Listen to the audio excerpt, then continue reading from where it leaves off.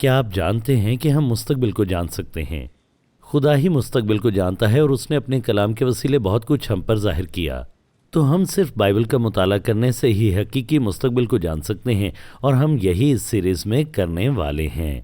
آخری وقتوں کا مطالعہ علم معادیات کہلاتا ہے، اور یہ ظاہر کرتا ہے کہ کیسے خدا تمام چیزوں کو ان کی ابدی منزل تک پہنچانے کے لیے اپنے مقصد پر کام کرتا ہے۔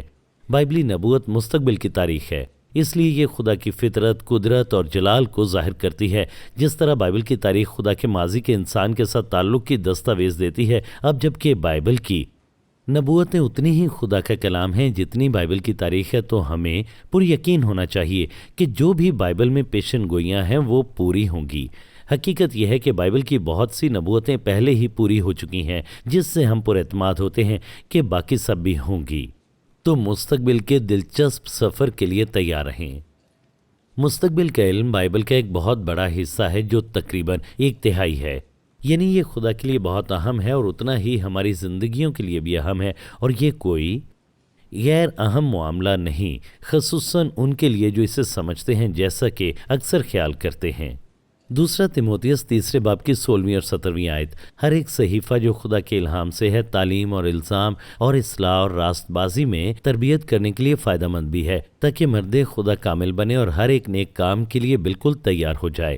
تمام صحیفے خدا کے الہام سے ہیں، اور بہت سے صحائف بائبل کی نبوتوں سے متعلق ہیں، تو حقیقتاً یہ نبوتی صحائف خدا کے الہام سے ہیں، اور اس کا مطلب ہے کہ ان کی بڑی اہمیت اور ہماری زندگی کے لیے بڑے فوائد ہیں۔ خدا چاہتا ہے کہ ہم انتہائی توجہ سے ان کا مطالعہ کریں۔ جبکہ یہ ایک بڑا موضوع ہے، تو اس کا مطلب ہے کہ ہم پیغامات کی اس سیریز میں بہت سے امور پر بات کریں گے۔ ہمیں اس کا مطالعہ بڑی ترتیب سے کرنا ہوگا کہ تمام حوالوں کو اکٹھا کریں اور مستقبل کی رویا کو پیش کرنے کے لیے اسے درست انداز میں پڑھیں۔ ایک عظیم کام جو بائبل کی نبوت ہمارے لیے کرتی ہے، وہ یہ ہے کہ یہ خداوند کو ظاہر کرتی ہے اور سر بلند کرتی ہے، جس کے باعث ہم خدا کو جلال دیتے ہیں۔ مکاشفہ 19:10 میں لکھا ہے: خدا ہی کو سجدہ کر، کیونکہ یسوع کی گواہی نبوت کی روح ہے۔ تو نبوت کی روح یسوع کی گواہی دینا ہے، تاکہ ہم بطور خدا اس کی عبادت کریں۔ یسوع نبوت کی مرکزی شخصیت ہے، تو اس کے مطالعے سے ہم یسوع کو خود پر اور زیادہ ظاہر کرنے والے ہیں، جس سے ہماری زندگیاں متاثر ہوں۔ جو یسوع نے ماضی میں کیا، ہم اس سے متعلق جانتے ہیں، اس طرح ہم اس سے متعلق بھی سیکھیں گے جو یسوع مستقبل میں کرنے والا ہے۔ نبوت ہمیں خدا کی ایک بڑی تصویر دیتی ہے، یہ اس کی حکمت، قدرت اور حاکمیت کو ظاہر کرتی ہے، اور جو بھی مشکلات اور مصائب اس دنیا میں ہمارے ارد گرد موجود ہیں، خدا انہیں اپنے مقصد کے لیے استعمال کرتا ہے۔ وہ اپنے وعدے اور عہد پورے کرتا اور اپنی بادشاہی قائم کرتا ہے۔ وہ سمجھتا ہے وہ کیا کر رہا ہے، یسوع شروع سے آخر تک جانتا ہے، تو ہم ان واقعات سے پریشان نہیں ہوتے، کیونکہ ہم جانتے ہیں تاریخ کدھر جا رہی ہے۔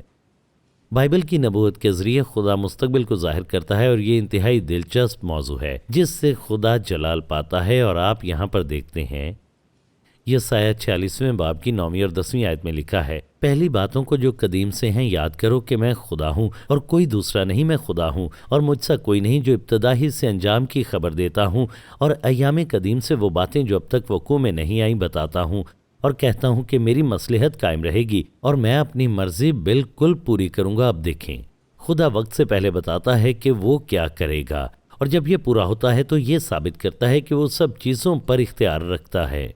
صرف خدا ہی ابتدا سے انجام کی خبر دیتا ہے، صرف وہی ازل سے میں ہوں ہے، وہ الفا اور اومیگا ہے، وہ زمانوں سے ماورا ہے، اور وہ ہر جگہ پر موجود ہے۔ اس لیے بہت سی نبوتیں جو پہلے پوری ہو چکی ہیں، ایک بڑا ثبوت ہیں کہ بائبل ہی دراصل خدا کا کلام ہے۔ جو کچھ بھی خدا ماضی، حال اور مستقبل میں کرتا ہے، وہ اس سے منسلک ہے جو اس نے پیدائش میں مکاشفہ کی تکمیل کے لیے کیا۔ اگر ہم بائبل کی نبوت کو نہیں سمجھتے تو ہمارے پاس خدا کے مقاصد کا بڑا محدود علم ہوگا، جو تمام چیزوں کی حتمی منزل کو ظاہر کرتا ہے۔ وہ ہمیں ایک بڑی تصویر دیتا ہے، اور وہ ایک مکمل نقطہ نظر دیتا ہے جو اس سے متعلق ہے جو خدا کرتا ہے اور تاریخ کہاں جا رہی ہے، کیونکہ ماضی اور حال کی ہر چیز کا بائبل کی نبوتوں کی روشنی میں ہی دراصل کوئی مطلب بنتا ہے۔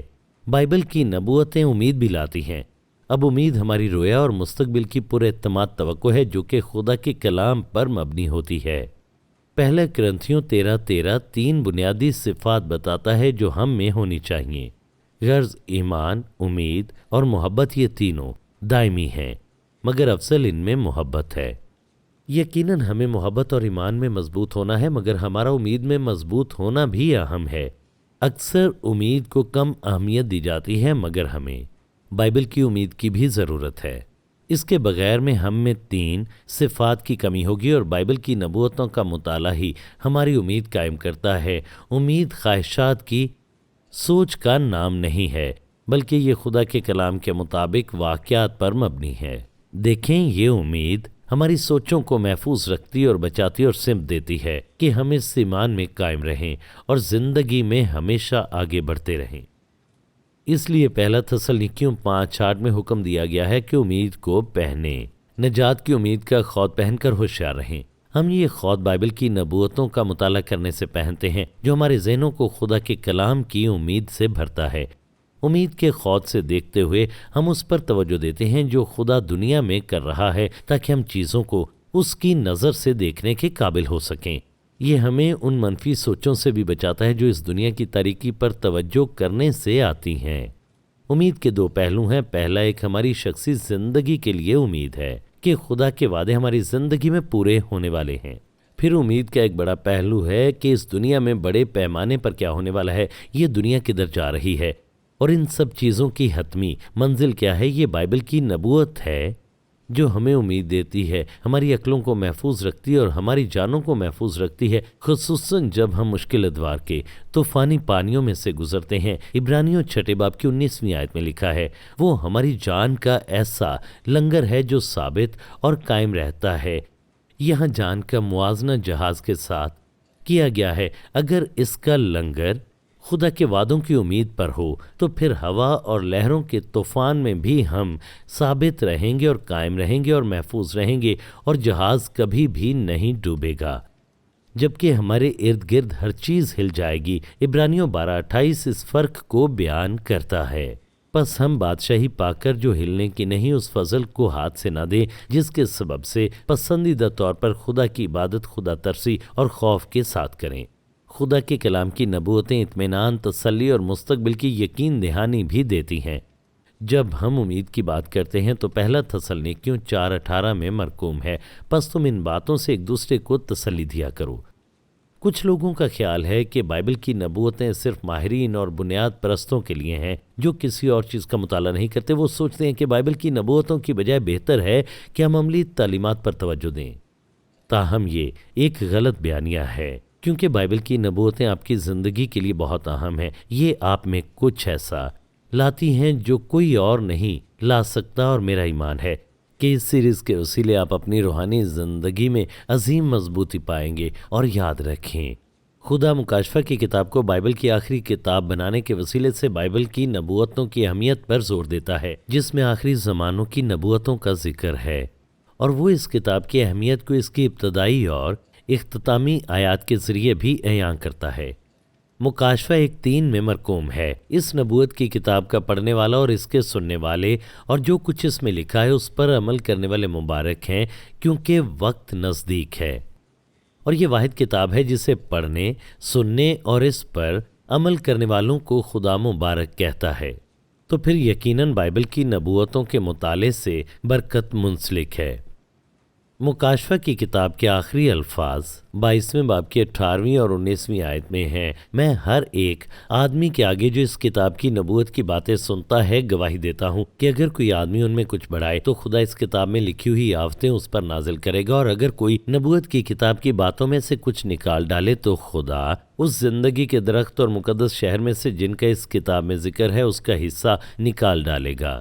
یہ تصور کرنا مشکل ہے کہ خدا کیسے اس کتاب کی نبوتوں پر زور دینے کے لیے سخت الفاظ کا استعمال کرتا ہے۔ کتنے لوگ اس کے مطالعے سے اجتناب کرتے ہیں۔ یہ آیات یہ بھی اعلان کرتی ہیں کہ یہ بائبل کا آخر ہے اور خدا کا کلام مکاشفہ کی کتاب پر مکمل ہوتا ہے اور اس میں کچھ بھی بڑھایا نہیں جا سکتا۔ تو اگر کوئی بدعت یا مذہب دعویٰ کرتا ہے کہ باقی تحریریں بھی خدا کا کلام ہیں تو آپ اس دعوے کو رد کر سکتے ہیں، بھلے یہ کوئی بھی کتاب ہو، ایلن وائٹ کی تحریریں ہوں یا مارمن کی کتاب ہو یا جوزف سمتھ کی دوسری تحریریں ہوں۔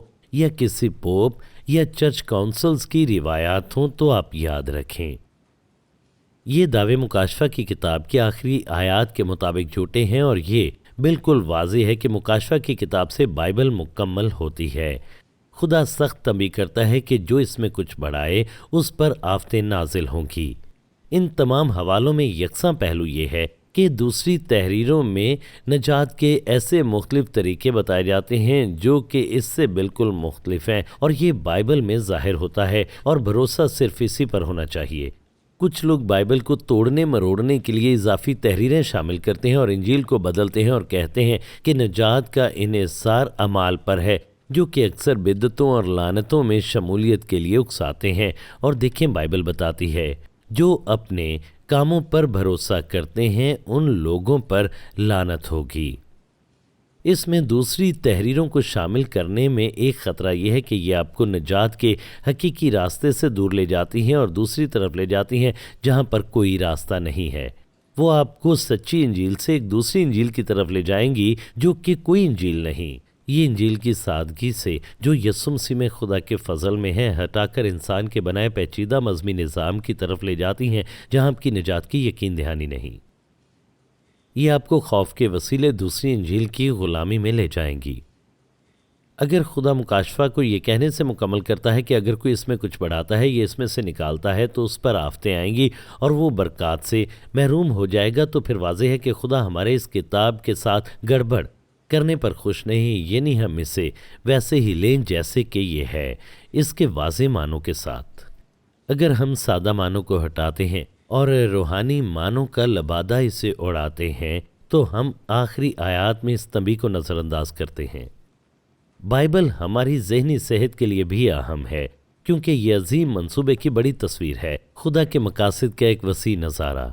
ہم اپنے چھوٹے چھوٹے مسائل میں اتنے مصروف ہو سکتے ہیں کہ ہم دنیا کے اپنے خود ساختہ نظریے تک محدود ہو جاتے ہیں۔ ہم اپنی چھوٹی سی دنیا میں بند ہو جاتے ہیں کہ نقطۂ نظر کو کھو دیں اور چھوٹی چیزوں سے اتنے مغلوب ہوں کہ ہم اس بڑی تصویر کو کھو دیں کہ کیسے خدا اپنے ابدی مقصد کی تکمیل کے لیے ان چیزوں کو استعمال کرتا ہے۔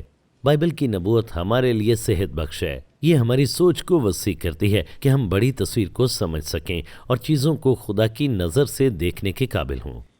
بائبل کی نبوت خدا سے متعلق ہماری سوچ کو وسیع کرتی ہے، خدا پر بھروسہ کرنے میں ہماری مدد کرتی ہے، تمام چیزوں سے ہمارے لیے بھلائی پیدا کرنے سے۔ رومیو 8:28 میں لکھا ہے، اور ہم کو معلوم ہے کہ سب چیزیں مل کر خدا سے محبت رکھنے والوں کے لیے بھلائی پیدا کرتی ہیں، یعنی ان کے لیے جو خدا کے ارادے کے موافق بلائے گئے۔ برے حالات میں رومیو 8:28 نکالیں اور اعلان کریں کہ خدا اس مشکل سے ہمارے لیے بھلائی پیدا کر رہا ہے۔ خدا بری چیزوں کا ماخذ نہیں، مگر وہ انہیں ہماری بھلائی میں بدلنے کی قدرت رکھتا ہے۔ بائبل کی نبوتیں ہمیں اپنی زندگی کو خدا کے کلام کی بڑی تصویر کے ایک بامانی حصے کے طور پر دیکھنے میں مدد کرتی ہے، اور یہ ایمان رکھنے میں مدد دیتی ہے کہ تمام چیزیں مل کر ہمارے لیے بھلائی پیدا کرتی ہیں۔ بائبل کی نبوتیں ہماری موجودہ زندگی کی توجہ حاصل کرتی ہیں، جو ہماری زندگی کے لیے خدا کے تمام منصوبوں کی سمجھ دیتی ہیں تاکہ ہم اپنی زندگی کے لیے رہنمائی پائیں۔ یہ ہمیں خود پرست نہ بننے میں مدد دیتی ہیں کہ خود کو کسی ایسی چیز میں شامل کریں جو ہم سے بڑی ہے۔ یہ ہمیں سمت دیتی ہیں کہ ہم اس کے مقاصد کے ساتھ چل سکیں، اور ہمیں ایسی چیزوں پہ وقت ضائع کرنے سے بچاتی ہیں جن کی کوئی ابدی اہمیت نہیں۔ اگر ہم نہیں سمجھتے کہ خدا بڑے تناظر میں کیا کر رہا ہے تو ہم خود کو غلط چیزوں کے حوالے کرتے ہیں اور اپنی زندگی کا بڑا حصہ ضائع کر دیتے ہیں۔ تو بائبل کی نبوت ہماری زندگی کی رہنمائی کے لیے حکمت دینے میں بڑی عملی ہے۔ بائبل کی نبوت کا مطالعہ زمانوں اور ادوار سے متعلق ہماری آگاہی کو بڑھاتا ہے، خصوصاً کہ یسوع مسیح جلد آ رہا ہے۔ اس سیریز میں ہماری توجہ کا بڑا مرکز ہمارے خداوند کی جلد آمد پر ہوگا۔ میرا ایمان ہے کہ ہمارے پاس بڑے اچھے شواہد موجود ہیں کہ ہم اس کلیسیا کے خاتمے کے بہت قریب جی رہے ہیں اور یسوع ہماری ہی زندگیوں میں واپس آئے گا۔ نبوت کا مطالعہ یہ احساس دیتا ہے کہ یسوع کسی بھی وقت آ سکتا ہے اور ہم اس کے سامنے کھڑے ہوں گے اور اپنی زندگیوں کا حساب دیں گے اور ہم اپنی وفاداری کا اجر پائیں گے۔ یہ احساس ہمیں خدا کی خوشنودی کے لیے زندگی گزارنے اور ارشاد اعظم کی تکمیل کے لیے بھرپور خدمت کرنے کی تحریک دیتا ہے، کیونکہ وقت قریب ہے۔ یہ خدا کے ساتھ ہماری زندگی میں تیزی لے کر آتا ہے۔ تو میرا یہ مضبوط ایمان ہے کہ یہ سیریز ہماری زندگی میں امید اور زندگی لائے گی، جو خدا کے لیے آپ کی زندگی کو جوش کے ساتھ بھر دے گی، یہ تصدیق کرے گی کہ اب ہم آخری وقتوں میں رہ رہے ہیں جب اس دور کا خاتمہ بہت جلد ہوگا۔ یہ آپ کو تحریک دے گی کہ انجیل کی شراکت کے ہر موقع سے فائدہ اٹھائیں اور اس مختصر وقت میں بہترین کوشش کریں۔ آخری وقتوں میں رہنا ایک استحقاق ہے۔ ہم دوڑ کے آخر میں ہیں اور ہمیں آخری دوڑنے کے لیے چنا گیا، اور یہ ذمہ داری ہمیں دی گئی ہے۔ ہمیں ان دنوں میں رہنے کی ہماری خاص ذمہ داری کو جاننا ہے اور ہر صورت میں اس دوڑ کو مکمل کرنا ہے، اور بائبل کی نبوت ہمیں ایسا کرنے کے قابل بناتی ہے۔ یسوع ابھی واپس نہیں آیا کیونکہ کلیسیا کا کام ابھی مکمل نہیں ہوا۔ وہ چاہتا ہے کہ جتنے زیادہ لوگ ممکن ہوں نجات پائیں، اور ہم یہاں ان تک خوشخبری پھیلانے کے لیے ہیں جو ہم نجات پانے والوں کے لیے خدا کی قدرت ہے۔ بائبل کی نبوت ہمیں یہ سمجھنے میں مدد کرتی ہے کہ ہمارا مقصد محض دنیا کو اپنی تعلیمی قابلیت سے متاثر کرنا نہیں، بلکہ خداوند کی آمد سے پہلے روحوں کی آخری فصل کاٹنا ہے۔ بائبل کی نبوت کھوئے ہوں کو سخت تنبیہ کرتی ہے خداوند کے بقیہ کے لیے آمد کی روشنی میں۔ یہ دنیا ہمیشہ ایسی نہیں رہے گی جیسی اب ہے، بہت کم وقت بچا ہے، اور خدا اب آخری موقع دے رہا ہے کہ انجیل کو سنیں اور خدا کی طرف لوٹیں اس سے پہلے کہ بہت دیر ہو جائے۔ یہ ہمیں تحریک دیتا ہے کہ لوگوں کو گواہی دیں، خبردار کریں اور انہیں مسیح کے لیے جیتیں۔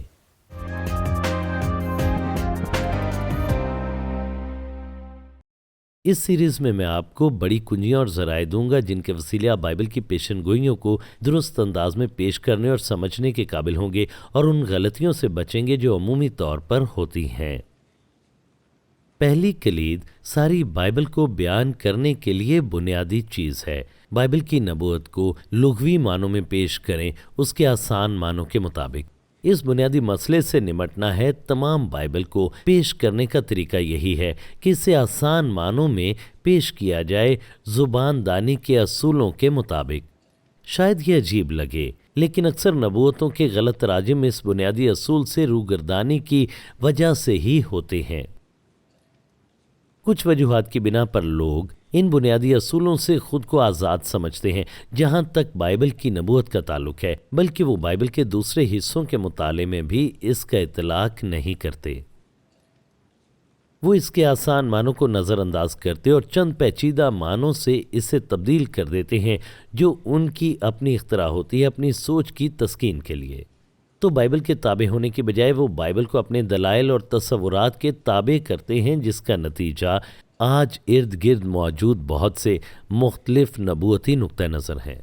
مختلف نقطۂ نظر کی بھرمار کا یہ مطلب نہیں کہ بائبل اس کے بارے میں غیر واضح ہے جو وہ مستقبل کے بارے میں کہتے ہیں، بلکہ یہ اسے پیش کرنے کے مختلف طریقوں کی وجہ سے ہے۔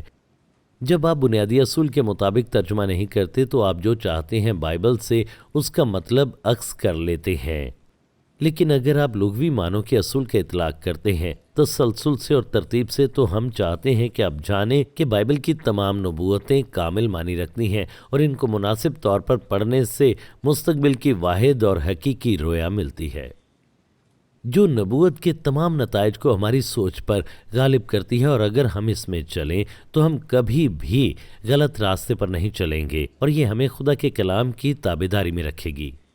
اس بنیادی اصول سے روگردانی کر کے ہم انسانی سوچوں کے لیے دروازے کھولتے ہیں اور خدا کی سوچ کی جگہ انہیں رکھ دیتے ہیں۔ لغوی ترجمہ تقاضا کرتا ہے کہ ہم الفاظ اور جملوں کے معنوں کو سمجھیں جس طرح ان کے اصل سننے والے انہیں سمجھتے تھے، ان کے تاریخی تناظر میں، اور پھر یاد رکھیں۔ یہ ڈرامائی تاریخی اصول بھی کہلاتے ہیں، اور اس کا تقاضا یہ بھی ہے کہ ہر متن کو سیاق و سباق میں پڑھا جائے تاکہ ہم سمجھ سکیں کہ اس سے پہلے کیا تھا اور بعد میں کیا ہے۔ جبکہ ہم سمجھتے ہیں کہ پوری بائبل مکمل طور پر خدا کا کلام ہے، تو ہمارا ترجمہ باقی کلام کے ساتھ بھی متفق ہونا چاہیے۔ اسی طرح ہم تمام ادب کا بھی مطالعہ کرتے ہیں، اسی لیے یہ لغوی ترجمے کا اصول کہلاتا ہے، جو کہ عمومی طور پر ادب کے مطالعے کا ایک بنیادی اصول ہوتا ہے۔ افسوسناک حقیقت ہے کہ بائبل کی نبوتوں کو کلیسیا کی تاریخ میں ان لوگوں نے بری طرح مسخ کیا جنہوں نے اس بنیادی اصول کو نظر انداز کیا۔ کچھ وجوہات کی بنا پر انہوں نے نبوتوں کو خاص طریقے سے پیش کیا، ترجمے کے مختلف دوسرے طریقے استعمال کر کے، اور یہ سوچ پہلی چند صدیوں کے بعد غالب آ گئی اور کلیسیا نے ہر طرح کی چیزوں کو روحانی لبادہ پہنانا شروع کر دیا، بجائے اس کے کہ بائبل کو اس کے اصل معنوں میں لیتے، جس کے باعث بہت سی غلطیاں اور پیچیدگیاں در آئیں۔ کلیسیائی تاریخ کے اس حصے نے بائبل کی نبوتوں پر اکثر اختلافات پیدا کیے۔ 500 سال پہلے پروٹیسٹنٹ اصلاح کار کلیسیا کو واپس بائبل پر لائے، جو کہ ہمارے ایمان اور عمل پر حتمی اختیار رکھتی ہے۔ انہوں نے یہ بھی کہا کہ ہمیں کلام کو لغوی معنوں میں لینا چاہیے، اس کے لغوی معنوں کے مطابق، یعنی ہمیں خود کو کلام کے تابع کرنا ہے جیسے وہ اصل میں ہے، اور اس کے لغوی معنوں کو بدلنے کی کوشش نہیں کرنی اور اپنی اختراع کے مطابق ان کے متبادل معنی پیش نہیں کرنے۔ اصل معنوں کو بحال کرنے کی سوچ کے ساتھ اصلاح کاروں نے یہ زبردست سچائیاں پھر سے دریافت کیں جو کہ انجیل کا مرکز ہیں، کہ نجات ایمان ہی کے وسیلے فضل سے ملتی ہے، صرف مسیح میں ملتی ہے، صرف مسیح پر بھروسہ کرنے سے ملتی ہے، ہم اپنے اعمال سے نہیں بچائے جاتے۔ مگر افسوس کہ ان اصلاح کاروں نے بائبل کی نبوتوں کے بارے میں ترجمہ کرنے میں ان اصولوں پر رعایت کی۔ انہوں نے نبوتوں کے لیے رومن کیتھولک کی سوچ کو ہی ترویج دی جو کہ عظیم ماہر الہیات آگسٹین سے آئی تھی، جو کہ نبوتوں کے لیے روحانی بنیاد پرستی پر مبنی سوچ کی حامل تھی۔ مثال کے طور پر مکاشفہ 20 میں لکھا ہے کہ مسیح واپس آئے گا اور 1000 سالہ بادشاہی کرے گا۔ مسیح کی 1000 سالہ بادشاہت ملینیم کہلاتی ہے۔ اب کیا ہم اس کے لغوی معنی لیتے ہیں؟ پہلی چند صدیوں تک کلیسیا نے اسے اصل معنوں میں ہی لیا، اور کیوں نہ ہوتا جبکہ یہ بائبل کہتی ہے، مگر آگسٹین نے کہا نہیں، زمین پر حقیقی جسمانی بادشاہی روحانی تناظر میں نہیں۔ یہ یقیناً کلیسیائی دور کی تصویر یا پھر علامت ہے۔ مسیح جسمانی طور پر یا شخصی طور پر زمین پر 1000 سالہ بادشاہت نہیں کرے گا۔ تو انہوں نے بائبل کے سادہ معنوں کو رد کر دیا اور اسی طرح باقی حوالوں کو بھی انہوں نے مسخ کر دیا۔ تو آگسٹین نے اس نبوت کو علامتی بنا دیا اور کسی نے نہ اس کو بدلا اور نہ ہی صحیح کیا، اور پھر پروٹیسٹنٹ کلیسیا نے بھی اس نبوت کو اسی طرح لیا جس طرح سے کیتھولک لیتے تھے۔ انہوں نے اسے حقیقت میں نہیں لیا اور اس کا زیادہ مطالعہ نہیں کیا، کیونکہ ان کا خیال تھا کہ یہ مستقبل کے بارے میں یقینی معلومات نہیں دیتی، صرف کلیسیائی دور کا علامتی بیان دیتی ہے۔ بنیادی طور پر انہوں نے نبوت کی اس حقیقت کو کم کر دیا کہ یسوع ایک دن آئے گا اور ہمیں ابدیت میں لے جائے گا۔ انہوں نے کہا اس کا یہی مطلب ہے، اس لیے ہمیں دوسرے موضوعات پر توجہ دینی چاہیے۔ اس طرح نبوت غیر موضوعاتی ہو گئی، جس کا اس سے کوئی تعلق نہیں ہے جو بائبل اس موضوع کے بارے میں کہتی ہے۔ تاہم 200 سال پہلے جب کلیسیا آخری ادوار تک پہنچی تو بائبل کی نبوتوں کے بارے میں دلچسپی کی عظیم بیداری آئی ان لوگوں کے وسیلے جنہوں نے اس کا حقیقی ترجمہ کرنے کی جرت کی۔ انہوں نے جانا کہ جب آپ ایسا کرتے ہیں تو یہ حقیقت کا روپ دھارتی ہے اور کلام کی مہریں ایک ایک کر کے کھلنے لگتی ہیں اور آخری دور قریب آتا ہے جیسے کہ بائبل نبوت کرتی ہے۔ دیکھیں، بائبل کی نبوت کا علم ان کے لیے بہت ضروری ہے جو آخری دنوں میں رہ رہے ہیں۔ حقیقی ترجمے کا مطلب ہے کہ بائبل کی نبوت کی زبان کے سادہ معنوں کو مد نظر رکھا جائے۔ اس طریقے کے متضاد علامتی یا روحانی لبادہ پہنانے کی سوچ ہے جو ترجمہ کرنے والوں کو اصل معنوں کو تبدیل کرنے کی اجازت دیتی ہے جو ان کے پہلے سے موجود تصورات کے مطابق ہو، جبکہ اس کے سادہ معنی حقیقی مطلب رکھتے ہیں۔ لغوی ترجمے کا مطلب یہ نہیں کہ ہم اس کے حقیقی روحانی زاویوں کو نہ دیکھیں جو حقیقی تکمیل رکھتے ہیں، یا ان کا روحانی اطلاق نہ کریں، مگر سب سے پہلے ہمیں نبوت کی حقیقی سوچ کو اپنانا ہے۔ لغوی ترجمہ بائبل کی نبوتوں کی علامتی زبان سے انکار نہیں کرتا، دراصل یہ یقینی علامتی زبان کو جگہ دیتا ہے جن سے بائبل بھری ہوئی ہے۔ روحانی حقیقتوں کو بھی ان کے حقیقی تناظر میں علامات دینی چاہیے۔ مثال کے طور پر ہوا اور پانی پاک روح کی علامت ہیں۔ خدا ہمیں کیسے روحانی حقیقتیں سکھا سکتا ہے اس سے موازنہ کیے بغیر جو ہم پہلے سے جانتے ہیں، جن کا تعلق فطری حقیقتوں سے ہے، جیسے کہ بونا اور کاٹنا ہے۔ تو خدا اکثر روحانی چیزوں کے لیے فطری مثالیں استعمال کرتا ہے۔ دراصل ہر طرح کا ادب علامتوں کو استعمال کرتا ہے جو کہ اس کے حقیقی معنوں کے مترادف ہوتی ہیں۔ ہم کیسے بتا سکتے ہیں جبکہ یہ علامتی ہو؟ رہنما اصول یہ ہے، اگر لغوی معنی مطلب رکھنے ہیں تو کوئی اور نہ ڈھونڈے۔ دوسری طرف اگر مطلب سمجھ نہ آئے تو پھر اسے مثال کے طور پر لیا جا سکتا ہے۔ اگر میں کہتا ہوں کہ باہر کتوں اور بلیوں کی بارش ہو رہی ہے تو آپ جانتے ہیں کہ میں اپنی تقریر کو زیادہ جاندار بنانے کے لیے علامتوں کا استعمال کر رہا ہوں، کیونکہ بلیوں اور کتوں کی بارش کی کوئی منطق نہیں۔ تو لغوی طور پر لینے کا مطلب حقیقی طور پر لینا نہیں، جیسے کہ یسوع نے کہا کہ میں دروازہ ہوں۔ دیکھیں، وہ لکڑی کا مستطیل ٹکڑا ہونے کا دعویٰ نہیں کرتا۔ ہم جانتے ہیں کہ کب کوئی علامتی الفاظ استعمال کرتا ہے، ورنہ اس کی کوئی منطق نہ ہوگی۔ ہم ارادتاً زبان کے اس بنیادی اصول کا اطلاق سننے اور پڑھنے پر کرتے ہیں، اور اس کا اطلاق ہمارے بائبلی مطالعے پر بھی ہونا چاہیے۔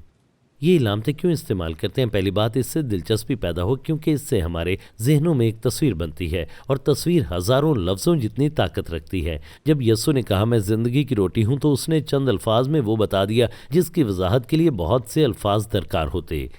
تو لغوی ترجمہ علامات کو بھی مد نظر رکھتا ہے۔ ایک اور کام جو ہوتا ہے وہ یہ ہے کہ روحانی اطلاق بھی ہوتا ہے، جس کا صرف ایک حقیقی معنی ہوتا ہے، مگر شاید اس کے بہت سے اطلاق ہو سکتے ہیں۔ اصل نقطہ یہ ہے کہ یہ اطلاق حقیقی معنوں کی کبھی بھی نفی نہیں کرتا۔ چلیں کلام کے روحانی اطلاق کی ایک اور مثال دیکھتے ہیں، اور یہ عہد نامہ قدیم میں ابراہیم کے موریا کے پہاڑ پر اسحاق کو پیش کرنا ہے، پیدائش 20ویں باب میں، اور یہ باب کے اپنے بیٹے یسوع کو پیش کرنے کی ایک علامتی تصویر ہے، مگر اس کے مسیح میں مکمل ہونے کی تصویر ابراہیم کے حقیقی طور پر موریا کے پہاڑ پر اسحاق کو پیش کرنے کی نفی نہیں کرتی۔ دراصل اس کی تکمیل اس حقیقت پر قائم ہے کہ یہ حقیقت میں ہوا تھا۔ تو پیدائش 22ویں باب میں وہ لکھا ہے جو کہ حقیقت میں ہوا تھا، مگر خدا کے منصوبے کے مطابق اس میں یسوع مسیح پر اس کا روحانی اطلاق بھی شامل ہے۔ اگر ہم کلام کے حقیقی معنوں کو تھامے رکھتے ہیں تو یہ ہمیں اس کے روحانی اطلاق سے کبھی بھی نہیں روکتا۔